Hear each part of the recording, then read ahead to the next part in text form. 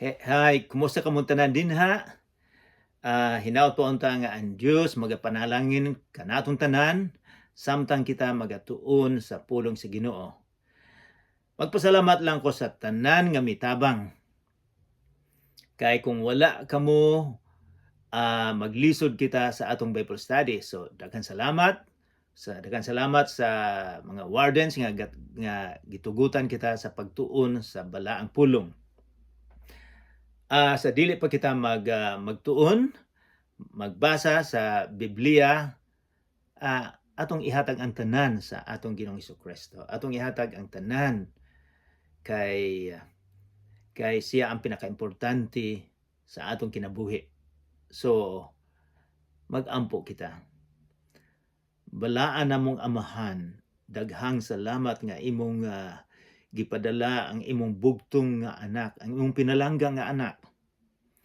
Aron nga siya ang maglukat sa among mga sala. Ginoo, wala kami mahimo.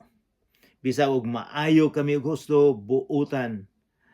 Ginoo, kung dili mo kami panalanginan, wala kami mahimo. Tudloa usab kami Ginoo nga tungod sa imong gugma nga ikaw lang ang makahatag kanamo og kinabuhi nga walay katapusan. Dili ang among relihiyon, kundi ikaw lamang kung kami mo salig nga na kanimo sa imong gibuhat dito sa Kalbaryo. Ginoo, tudloa kami nga dili namo malimtan ang imong gihimo. Nagaampo usab kami nga samtang kami magatuon sa imong pulong, hinaot pa unta nga imong abrihan ang among tagsa-tagsa ka kasing-kasing. Hinaot pa unta nga kini makapausab kanamo Ginoo nga among bantayan ang prinsipyo nga imong gihatag. Hinaot pa unta nga pasayloon mo kami sa among mga kasalanan. Limpyuhan nimo ang among huna-huna karon.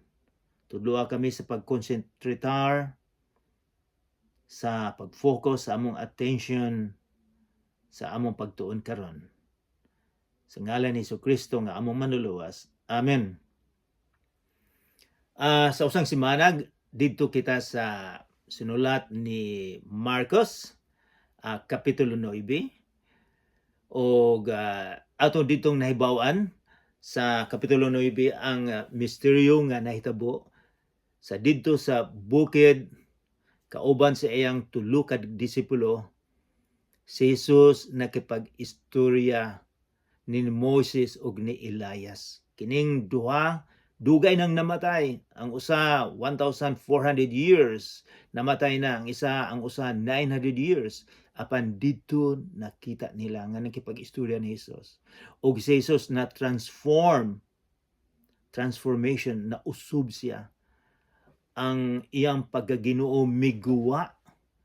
Miingon si Pedro nga nakita nila ang puti kaayong sinina ni Jesus tungod sa suga sa light nga miguwa gikan sa lawas sa atong Ginoong Jesucristo. Nakita nila ang pagkagamay. Nakita lang gamay nga pagkaginoo ni Jesus. Og dinhi atong makita nga nadungog nila ang amahan. Miingon nga kini ang akong pinalangga nga anak. Paminaw mo niya.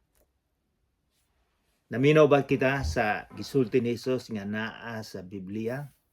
Mao ni usa sa mga reason nga kita gatuon. Magatuon kita sa pulong sa atong Ginoong Jesucristo. Miingon na ang amahan, paminaw mo. So karong adlaw usab, maminaw kita og atong ibutang sa atong hunahuna og sa kasing-kasing ang atong gitun-an karon. So abrihan nato ang Bible, sa New Testament. Ang una sinulat ni Matthew o kining sunod sinulat ni Marcos. Atong mahibaw-an nga ang informasyon ni Marcos galing ni San Pedro. So unsay nadungog ni San Pedro, mao po'y gisulti niya ni Marcos. Okay. Naa kita sa versikulo o sa chapter 10. So magsugod na kita sa versikulo 1. Sa dili pa nato basahon ang versikulo 1, atong mahinumduman nga sa duha ka tuig ug tunga ang atong Ginoong Hesukristo didto nagsermon, nagwali, nagtudlo, nag-ayo og mga masakiton, giayong mga buta, giayo ang mga taong dili makalakaw, dinay patay nga iyang giayo. Dito lang gihimo niya sa Northern Israel, layo sa Jerusalem. Pero karon sa versikulo 10 nagpaubos na siya, paingon na siya sa Jerusalem. Unsa may mahitabo sa Jerusalem? Sa templo, didto na siya ilansang sa cross.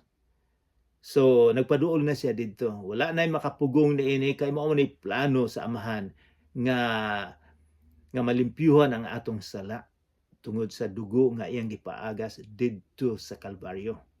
So, magsugod na kita sa pagbasa sa versikulo 1 sa kapitulo 10.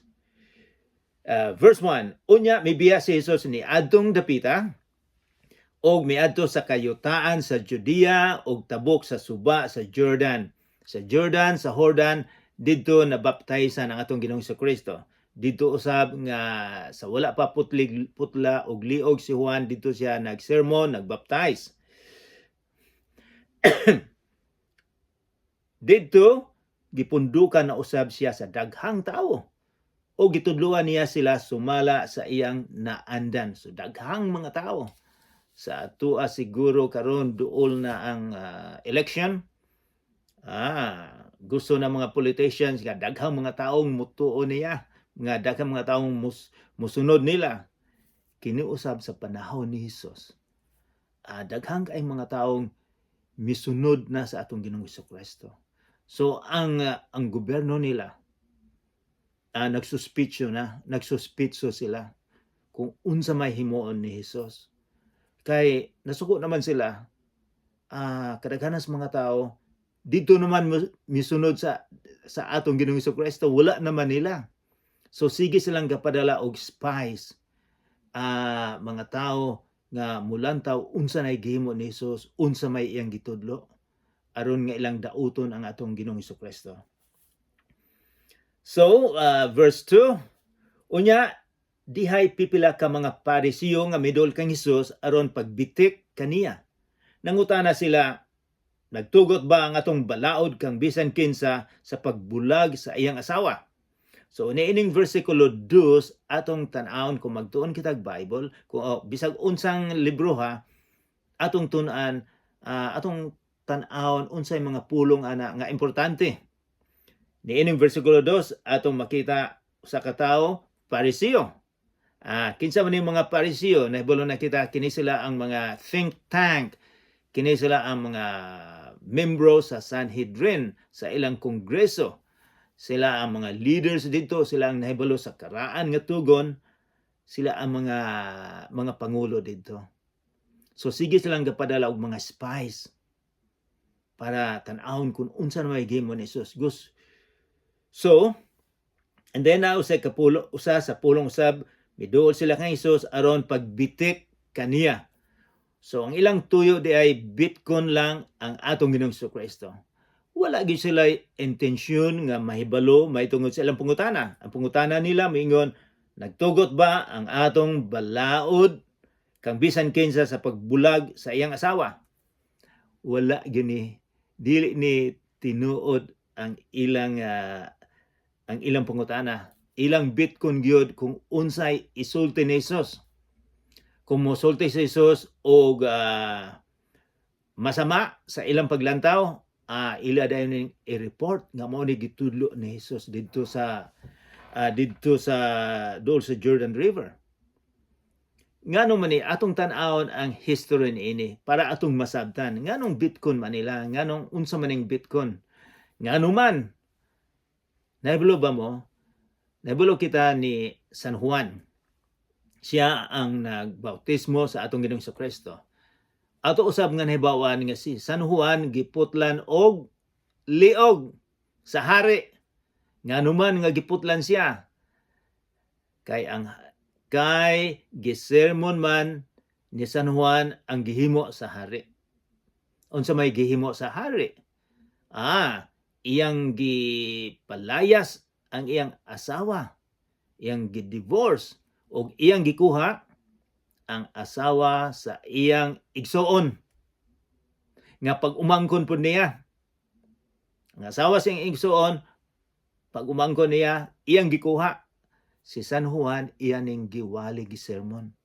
So ang nahitabo giputlan siya liog.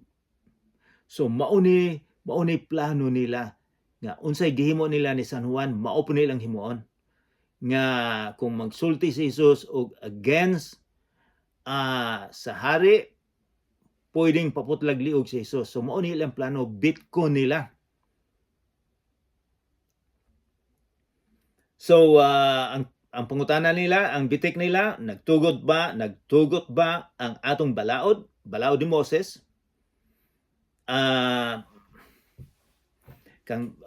Nagtugot ba ang atong balaod kang Moses kang bisan kinsa sa pagbulag sa iyang asawa? So they are talking about divorce, pagbulag.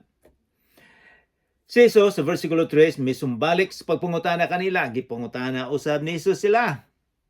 Unsa may gisugo ni Moses kaninyo? Unsa may gisugo si Moses daghang kayong gisugo gikan sa libro nga sa Genesis, Exodus, Leviticus, Numbers, Deuteronomy, daghang gisugo. O sila usab mga sa pila ka gatos ka tuig naghimo na po sila daghang balaod nga himuon nga mao ni himuon sa mga tao nga 620 nga balaod, daghang kay balaod. Usa niini mao ang divorce. So mingon si Jesus, unsa may gisugot ni Moses? Mitubag sila sa verse 4. Mitugot si Moses nga ang bana makahimo pagbulag sa iyang asawa human niya himuy og sulat sa pagigbulag ang iyang asawa.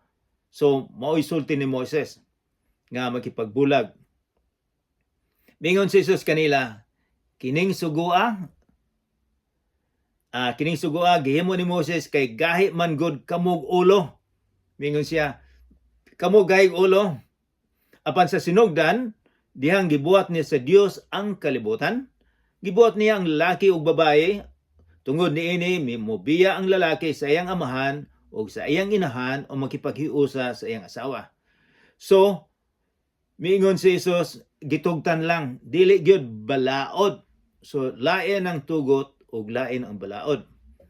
So, kay kini ato ning na ako'y idugang og jutay niini. Sa akong nabasahan, sa pagtuon nila sa gisulti ni Moises, naay giingon si Moses nga pwedeng mabulagan kung naay gihimo kung nagkasala ang imong asawa. So ilan ning gidebatihan sa Deuteronomy kapitulo 24. Naay usa ka pulong nga kung ang imong asawa nagkasala. So kanang pulong nagkasala unsa man na para pwedeng ma-divorce. Ang uban sa ilang pagtuon miingon nga nagkasala siya kung nagguwa siya og laing lalaki. Pwede na mag-divorce. Naapoy gatudlo nga nahibawa nila sa tanan nga dili lang na nga kung ang imong asawa nagkasala na, pwedeng divorce kung nagluto siya sa imong panihapon nga hilaw or daghang mga lamas, daghang mga sili, pwede nang imong i-divorce ang imong asawa. Or kung ang imong asawa nang libak nimo sa ubang mga amigo nimo, pwedeng i-divorce. Kung ang imong asawa gidaot niya ang imong amahan, inahan, ang imong pamilya, pwedeng i-divorce. So mao na ilang mga gitudlo sa panahon na ni Jesus. So mao na nga ilang gipangutana si Jesus, asa man ka ni ana? Unsa man i-divorce ba dayon nimo kung ang imong asawa hilaw ang pagluto? Mo'y gusto nila nga si Jesus mingon, sige, i-divorce na, mo na akong pagtuo. Or, kung nagkuha og laing imong asawa, galantaw og lain sa ubang mga lalaki, pwede nang i-divorce nimo. So, gusto sila nga si Jesus muhatag og opinion. Aron, nga dalho nila sa hari. Aron, nga si Jesus mapriso or putan og liog. So mao man nahitabo sa mga leadership sa unang panahon nga kung against ka sa leadership, pwede kang patyo nila. Bisag karon sa kalibutan, sa Russia, kung naay oposisyon ni Putin, patyon ka. Preso ka, injectionan og kuan chemicals, patyo na ka. Dito sa Turkey, naay usa ka tawo nga gustong mo dalagan para mapildi ang presidente, iya pong gipapreso. So, common ni sa mga tao nga gutom sa posisyon, ilang ipapreso. And then, so, wala sila nakuha. Ang gikan, ang gusto nila nga divorce, gibalik ni Jesus sa pag-asawa. Wala siya mo kuan sa divorce, kundi unsa man gyud ning tinuod nga mag-asawa. So mo ni gingon ni Jesus. Gingon si Jesus sa versikulo 6. Apan sa sinugdan sa diyang gibuhat sa Dios ang kalibutan. Naani sa Genesis chapter 1. Mingon si Jesus. Sa diyang gibuhat sa Dios ang kalibutan, gibuhat niya ang lalaki o babae. Tungod niini, mobiya ang lalaki sa iyang amahan o sa iyang inahan o makipaghiusa sa iyang asawa. Kanang pulong nga makipaghiusa, kung tun-an nato ang word na sa ilang panahon pakipaghiusa, mura ni siya papilit, glue, na mupilit yun sila. And then, mao ni gusto sa atong Ginoo nga mupilit, og silang duha mahimong usa. Busa ang bana ug ang asawa dili na duha kundi usa na lamang. So mao ni gusto sa atong Ginoo sa kasal, sa wedding, sa mag-asawa, nga sila mupilit gyud. Sa usang adlaw, ang akong mahal nga ang Dios akong nahigdaan og naputol. Akong giingon, mahal pa man ni kaayo, so mipalit ko og papilit. Glue, daily ordinaryo. Akong gipapilit ang akong eyeglass. So, karon makakita nako og husto. Ako nang magamit ang duha nga mata, nahimo ng usa. So, magamit na nako. So, mao may gini tuyo nga kinahanglan duha ang imong ang imong lente. Kailan duha para magamit nimo. Kay kung usa, kung buak, di nimo magamit. So, akong gipapilitan. So kining sinultian nga ang mahan makipaghiusa sa iyang asawa ug silang duha mahimo ng usa. Busa ang banong asawa dili na duha kundi usa na lamang. So mao ni original nga gipilit gid sila nga walay makakuha ni ining pilit sa Ginoo. Mao nay mag-asawa, mao nay gihimo sa atong Ginoo. Tungod niini sa versikulo 9, ato ni siyang madungog kung naay ikasal sa ato nagamit ni. Tungod niini ang gihusa sa Dios kinahanglan dili bulagon sa tao. So mao nay giingon gikutol ni Jesus sa Genesis nga ang Ginoo kung kinsay gipapilit niya, gipaasawa niya, walay makabulag. Ang walay tao nga makapabulag. Mao ginay original. Mao nay gitudlo gyud. So, mao nay gyud ni Jesus. And then verse 10, sa dito na sila sa balay, ang mga tinun-an nangutana kang Jesus, may tungod ni ining butanga, may tungod sa gitudlo ni Jesus. Kay murag wala po sila nahibalog unsay gyud tumong sa atong Ginoong Jesucristo. Kay kiniusab sila na influensya usab sila sa gitudlo sa ilang panahon, sa ilang tradisyon. So gusto nilang maklaro kung unsa ning gitudlo ni Jesus. And then sa dito na sila sa bay, verse 10, ang mga tinun-an nangutana kang Jesus, may tungod na ining butanga. Verse 11, miingon si Jesus kanila, ang bana nga mubulag sa iyang asawa og makipagminyo sa laing babaye nakapanapaw sa una niyang asawa. Og ang babaye nga mubulag sa iyang bana og makipagminyo og laing lalaki nakapanapaw usab. Adultery. And ato usab nga mahinumduman, ato usab nga makita sa sinulat ni Matthew sa dihang nagsermon si Jesus sa bukid. Niingon si Jesus usa sa iyang sermon nga kung ang usa ka lalaki or babae mulantaw, panalitang lalaki, mulantaw sa usa ka babae nga sexy o naa siya'y laing kaayong huna-huna nga musulod sa iyang ulo, naibula na mo unsa na, mingon si Jesus, nakapanapaw na siya. Nakakommit na siya ng adultery.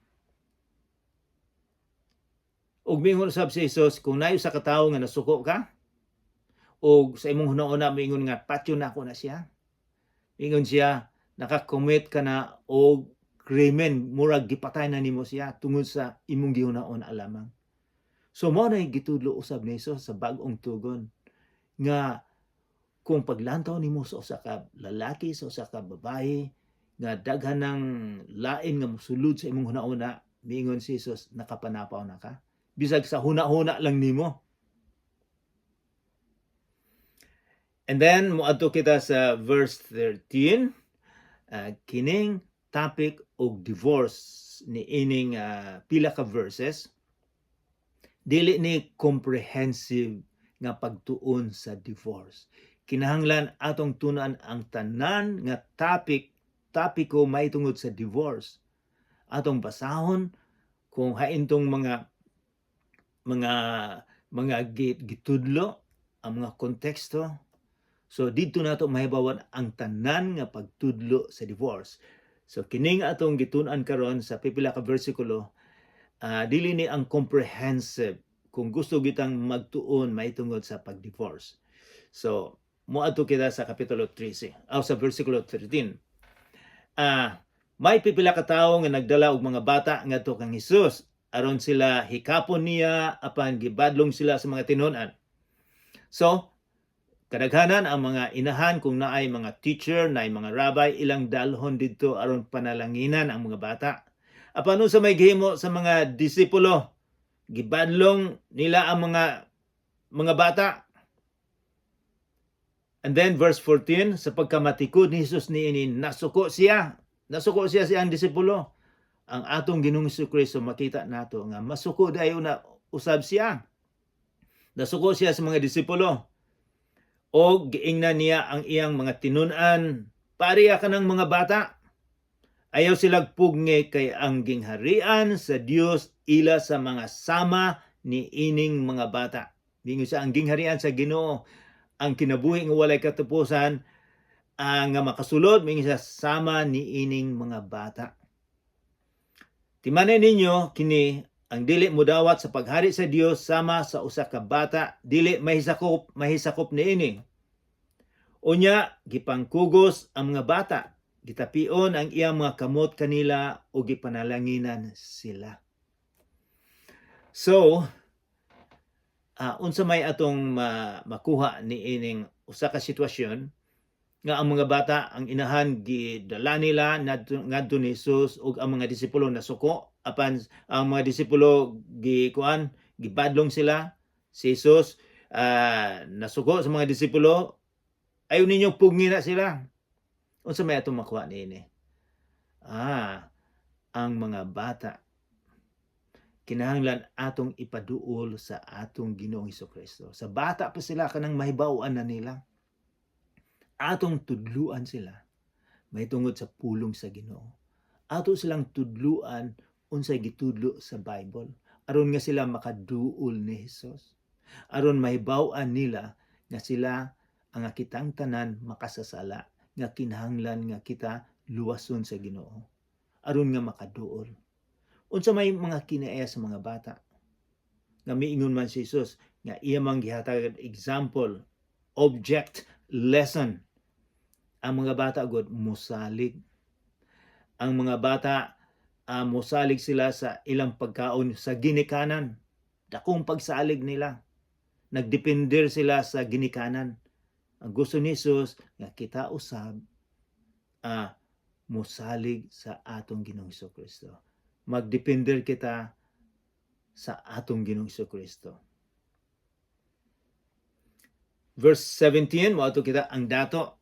So atong tan-aw na kining chapter or kining gitudlo ang dato, verse 17 atong tan-awon, atong hinumduman nga kini siya dato, kini siya influensyado ng husto, kini siya bata, kini siya sikat sa lungsod, miduol ni Jesus. So atong basahon. Mangutana siya unsaon man nga kita makaadto sa langit nga adunay kinabuhi nga walay katapusan. So importante kay ning mahibaw nato. Verse 17, sa diha nga mulakaw na unta si Jesus, may tao nga midagan ngadto kaniya. Miluhod sa iyang atubangan og nangutana. Maayong magtutudlo, kay buloka kining maayo ang M capital letter. Kung capital letter atong hinumduman nga naay idea nga kini siya Ginoo. Maayong magtutudlo, ang magtutudlo maayo capital letter, magtutudlo capital letter usab. Unsa may kinahanglan nakong buhaton aron madawat ko ang kinabuhing dayon. So, kinsa may dili gustong mahibalo nga kung mamatay kita karon nga makakuha kita kinabuhi nga walay katapusan, nga makauban nato ang Ginoo. Mao ni pangutana nga makaadto sa langit, sa lugar sa atong Ginoo. Ikaw ako mamatay man ta? Ako bisag sa akong kita mamatay usab ako, na ako'y medisina nga kung unsay humba ang gigikaon mawala ang tambok, na ako'y tambal nga dili ako ma-stroke, ang dugo very thin, ang blood pressure nako maayo, unsa pa tong uban nga ang sugar nga akong gikaon ma-neutralize, kini makatulong og gamay pero mamatay usab ako. So gusto ko nga mahibawan usab nako unsaon nga makaadto sa langit. Mao ni pangutana.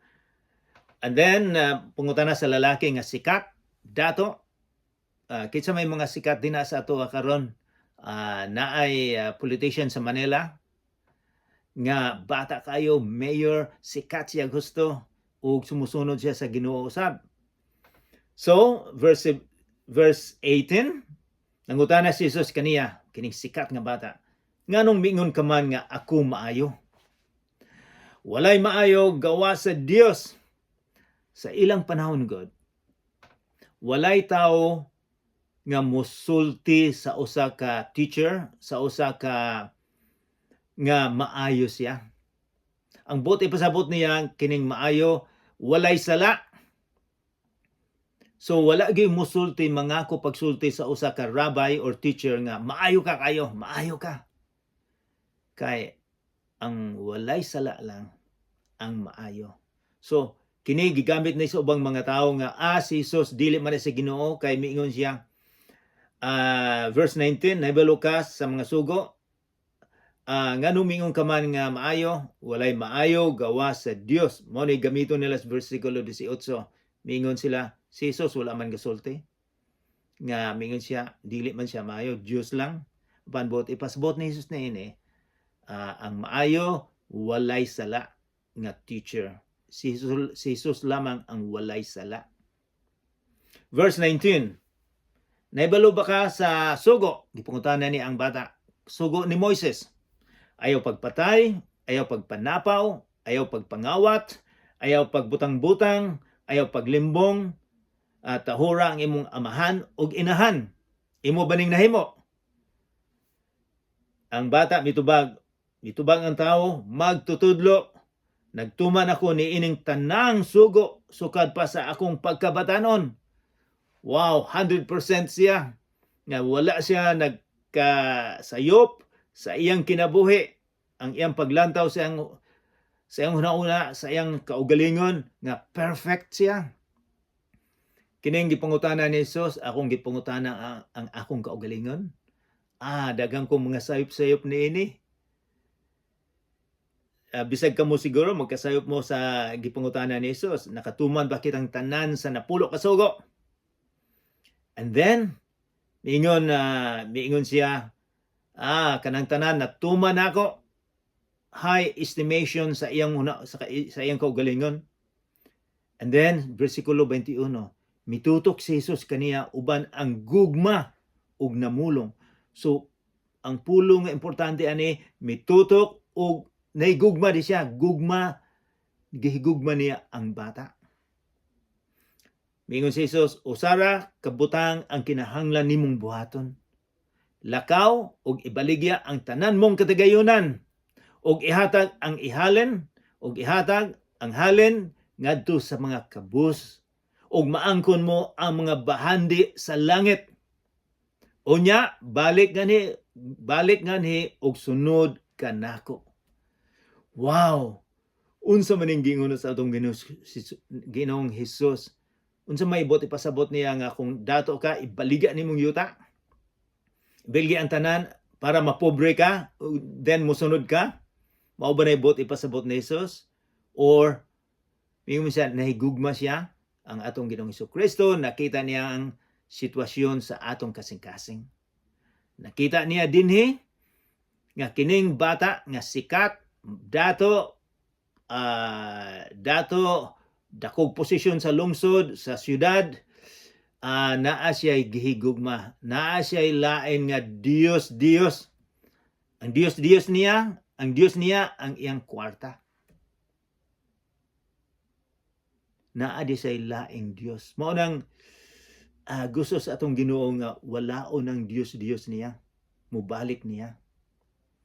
And then sa pagkadungog sa tao niini naguol siya og masulubong mibiya kang Hesus tungod kay dato man siya kaayo. So nakita ni Hesus ang sitwasyon sa iyang kasing-kasing. Gigugma ni ining bata ang iyang kwarta, ang iyang posisyon. Mao ni iyang Ginoo, mga material things. Mao ni iyang Ginoo. Milingi si Jesus ay mga tinunan ug miingon kanila, lisod gayud alang sa dato ang pagsulod sa gingharian sa Dios. Dili bote pasabot ni Jesus kung dato ka dili ka makasulod sa langit. Kung dili kung imong gihimo ang imong pagkasikat, ang imong kwarta nga maunay imong pinaka importante sa imong kinabuhi. Maunay imong giampo na lang. Dinhi sikat ka apan sa kinabuhi nga sunod dili ka sikat. Ang gusto ni Jesus nga atong gamiton ang gihatag niya aron nga mapalambo ang gingharian sa atong Ginoong Hesukristo. Atong gamiton ang atong talento, ang atong abilidad, ang atong kwarta aron sa pagtabang sa mga pobre para sa kaluwasan sa mga tao. Imagine kining tawhana na nakita niya naa sa iyang atubangan ang maghatag og kaluwasan niya. Wala niya nakita. Ang maghatag niya og kinabuhi nga walay katapusan. Makahatag niya tinuod nga kalipay naa siyang atubangan. Wala siya kahibalo. Og siya mipahawa. Milingi si Jesus sa iyang tinunan og miingon, lisod gayud alang sa mga dato sa pagsulod sa gingharian. So unsa may atong mahimo niini? Dili bot pasabot nga dato ka, dili ka makasulod sa langit. Kun dili ang prinsipyo nga gihatag ni Jesus nga ang una gyud natong asundon, ang una nato nga ampuan mao si Jesucristo, mao ang Ginoo, dili ang atong kwarta. Kay dinhi sa kalibutan karon daghang mga tawo nga ilang giampuan ang pinaka-importante sa ilang kinabuhi mao ang kwarta, mao ang posisyon. Tinuod okay lang na nga ikaw naay kwarta apan unahon gyud nato ang atong Ginoong Hesukristo, ang pagsunod kaniya. Dili buti pasabot nga ang tanang pobre malangit. Apan ang pinaka-importanteng prinsipyo nga gitudlo nga atong unahon sa pagsalig sa atong espirituhanon ngadto sa gihimo ni Hesus didto sa Kalbaryo. Siya lang makaluwas kanato. Dili ang atong kwarta, dili ang atong pagkasikat. Mag-ampo kita. Amahan namong langit nun, daghang salamat sa imong gitudlo kanamo karon. Nga dili namo ampuan ang mga material things, mga material dinhi sa kalibutan. Kundili ang prioridad sa among kinabuhi mao ang pag-alagad ngana kanimo. Ginoo, abrihan nimo ang among tagsa-tagsa kakasing-kasing aron nga amo kining magamit among masabtan. Hinaot pa unta nga pasayloon mo kami sa mga sala. Tudloa kami sa pagduol ngana kanimo, sa pagsimba ngana kanimo. Nga ikaw lang ang pinaka-importante sa among kinabuhi. Sa ngalan ni Jesucristo nga among manluluwas. Amen.